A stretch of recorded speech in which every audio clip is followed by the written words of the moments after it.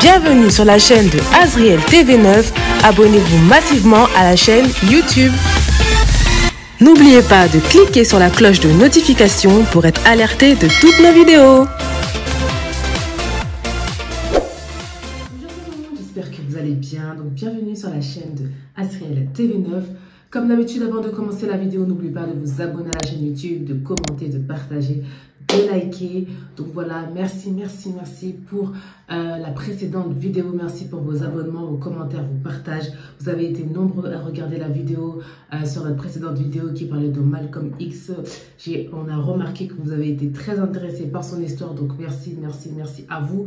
On continue toujours dans cette lancée, dans nos histoires vraies, dans le concept histoire vraie.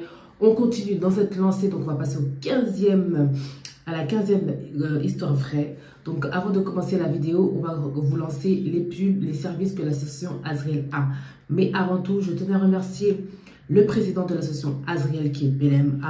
Avant tout de remercier, voilà, pour tout ce qu'il fait pour l'association Azriel. Donc merci à toi.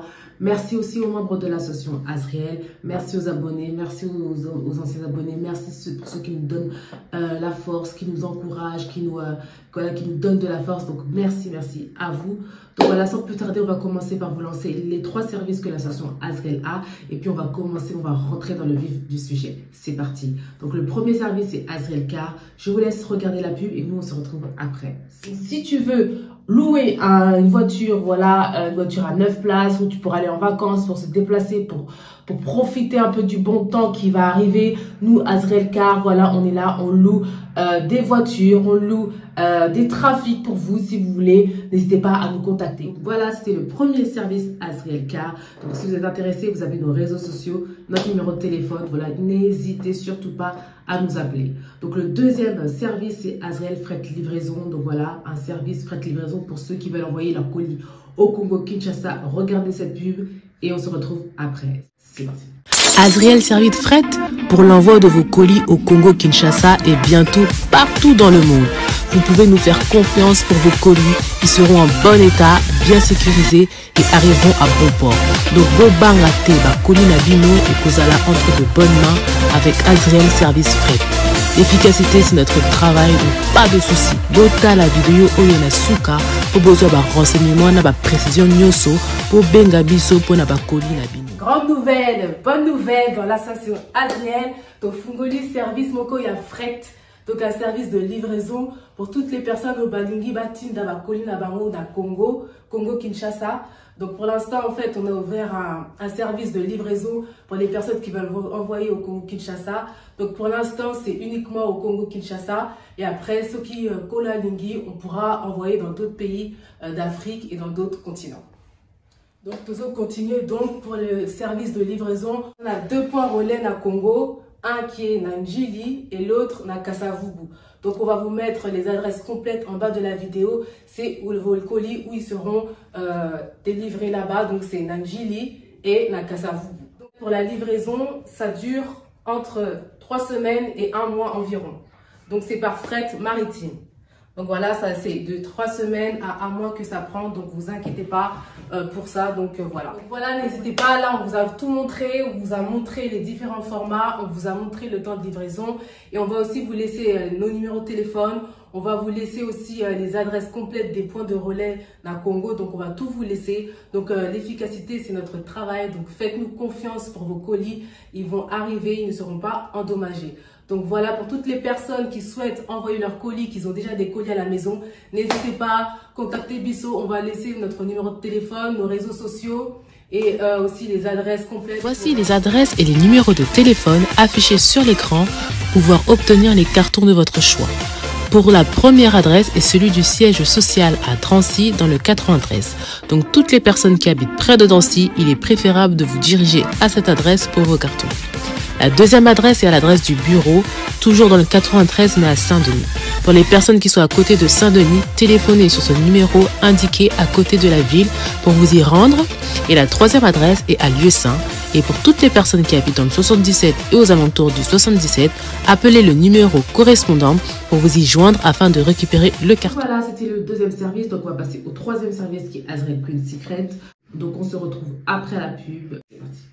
Si tu es intéressé par nos produits, n'hésite pas à nous contacter. Donc là, voici nos perles détox. Ça nettoie toute infection, toute bactérie et ça te détoxifie le yoni. Attention, insensible, regardez à quoi le résultat quand vous enlevez votre perle détoxifiante. Et aussi, on a les plantes naturelles, on appelle le sauna vapeur.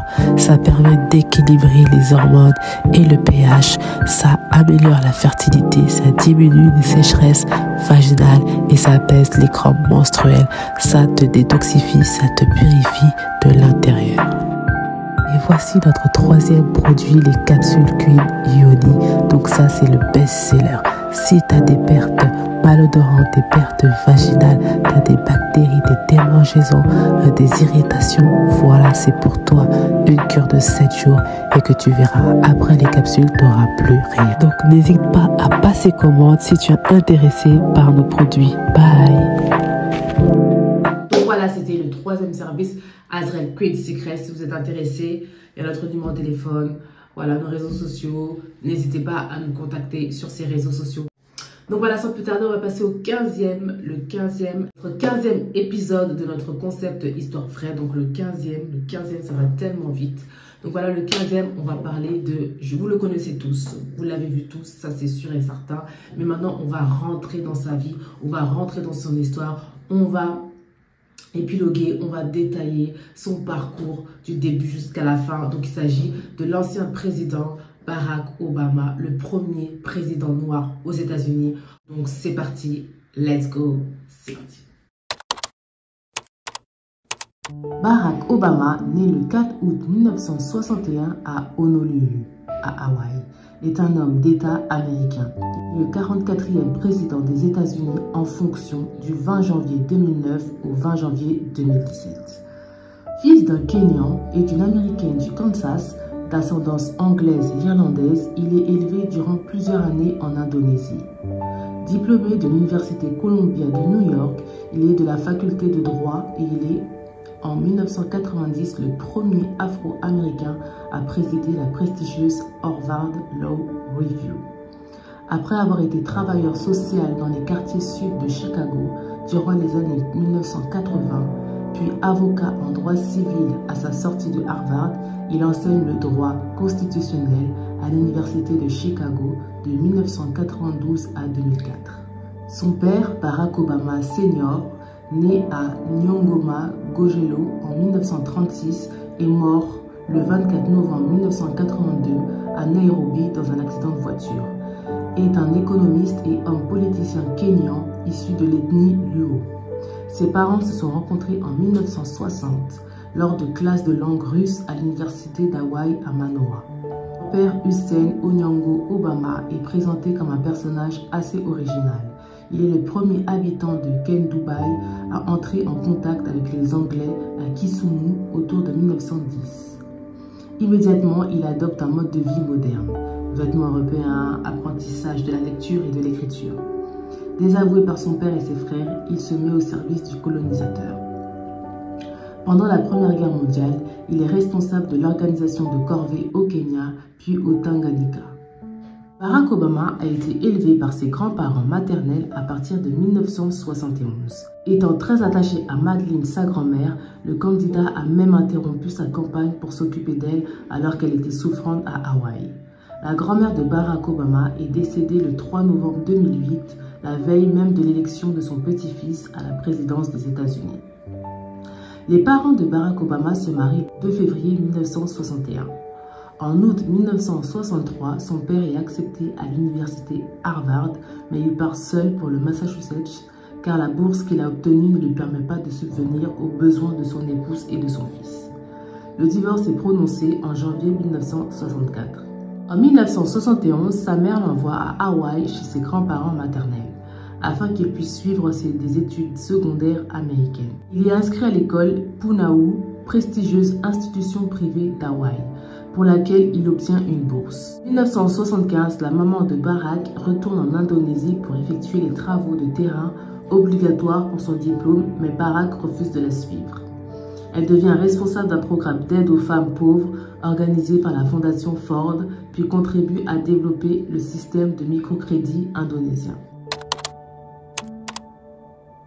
Barack Obama a adhéré en tant qu'adulte à la foi chrétienne. Comme il a écrit dans son livre « The Odyssey of Hope », il a été élevé en dehors de tous enseignements religieux dans un foyer athée. Son père étant par ailleurs issu d'une famille musulmane et sa mère d'une famille chrétienne. Je suis chrétien et un chrétien pratiquant. Je crois en la mort rédemptrice et à la résurrection de Jésus-Christ. Je crois que la foi m'ouvre une voie pour être lavé de tout péché et obtenir la vie éternelle.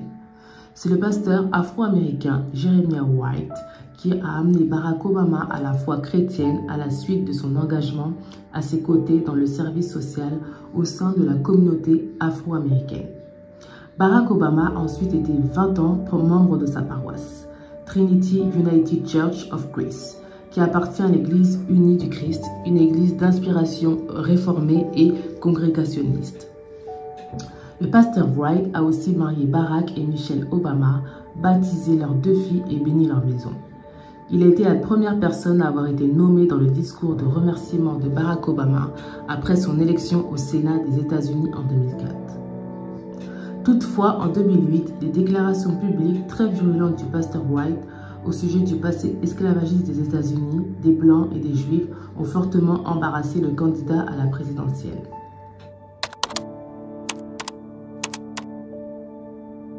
Après ses études secondaires, Barack Obama étudie 2 ans à l'Occidental College de Los Angeles, puis entre à l'Université Columbia de New York.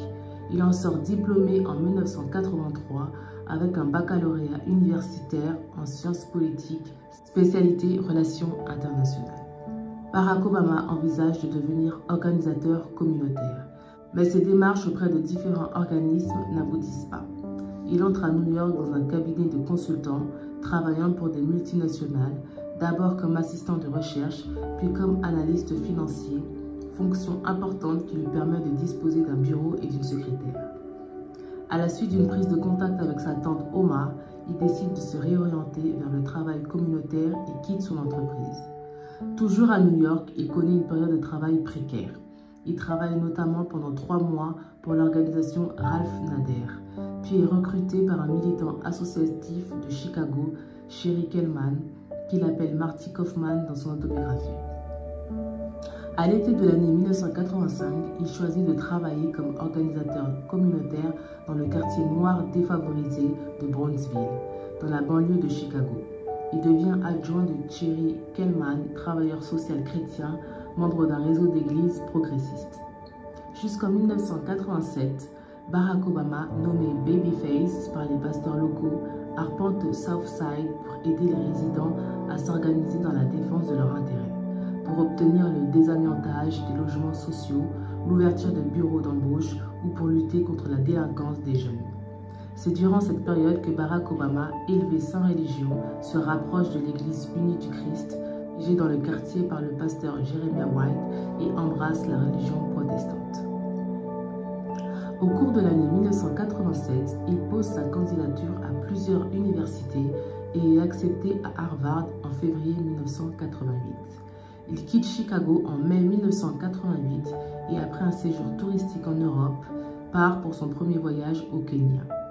Il étudie ensuite pendant 3 ans à la faculté de droit de Harvard à Cambridge, près de Boston. Il en sort diplômé avec une bonne mention. En 1990, il est le premier Afro-Américain élu et face à 18 autres candidats rédacteurs en chef de la prestigieuse Harvard Law Review, ce qui est relaté par la presse nationale.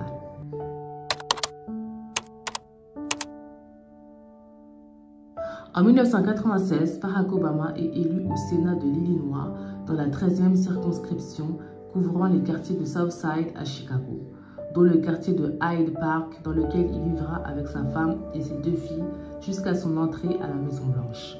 Il préside la commission de santé publique quand les démocrates reprennent la majorité du Sénat de l'État.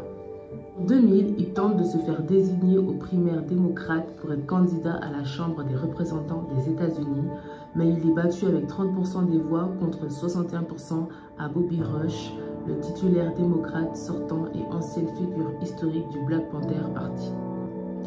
Barack Obama se fait aussi remarquer à l'échelle nationale en 2002 lorsqu'il refuse de cautionner les explications des néoconservateurs au sujet d'une invasion nécessaire de l'Irak. À l'automne 2002, il engage le consultant politique David Axelrod et annonce officiellement sa candidature au Sénat des États-Unis en janvier 2003. En juillet 2004, il prononce un discours de la Convention démocrate de Boston désignant John Kerry comme candidat du parti à l'élection présidentielle. Il y fait l'apologie du rêve américain, de l'Amérique généreuse en rappelant ses origines familiales. Le 2 novembre 2004, après avoir battu quelques mois plus tôt ses adversaires démocrates lors des primaires, Barack Obama est élu au Sénat des États-Unis avec 70% des voix contre 27% à son adversaire républicain. Barack Obama succède alors au sénateur républicain. Il prête serment comme sénateur le 4 janvier 2005, devenant le seul homme de couleur à siéger au Sénat et le 5e de l'histoire. Il démissionne de son poste de sénateur le 16 novembre 2008 après son élection à la présidence des États-Unis. Le 16 janvier 2007, il annonce la création du comité exploratoire en vue de lever des fonds pour une candidature à l'élection présidentielle de 2008. Tout au long de l'année 2007, il insiste sur le fait qu'il incarne le changement et qu'il s'oppose à la politique partisane. Le 3 janvier 2008, Barack Obama crée la surprise en remportant les premières primaires, les caucus de l'Iowa, État blanc à plus de 96% avec 38% des suffrages exprimés, loin devant le sénateur John Edwards et l'ancienne First Lady Hillary Clinton qui a obtenu 29%, démontrant ainsi que la première fois qu'un métis pouvait avoir de réelles chances au niveau national. Le 30 mai, il quitte l'Église unie du Christ à la suite des polémiques engendrées par les propos du pasteur Wright et du révérend Michael Fletcher. Obama était membre de cette église depuis une vingtaine d'années. Avec un taux de participation record de 63% des électeurs inscrits, Barack Obama a remporté l'élection présidentielle du 4 novembre 2008 avec plus de 9 millions de voix d'avance sur son adversaire John McCain. La victoire est nette aussi bien au niveau des grands électeurs que dans le vote populaire. Le soir du 4 novembre 2008, il prononce devant plusieurs centaines de milliers de personnes son discours de victoire à Grand Park dans la ville de Chicago. L'élection de Barack Obama est dans l'ensemble très bien accueillie à l'étranger, où elle est souvent l'occasion de célébrations populaires. Le Kenya, pays natal de son père, décrète même un jour férié.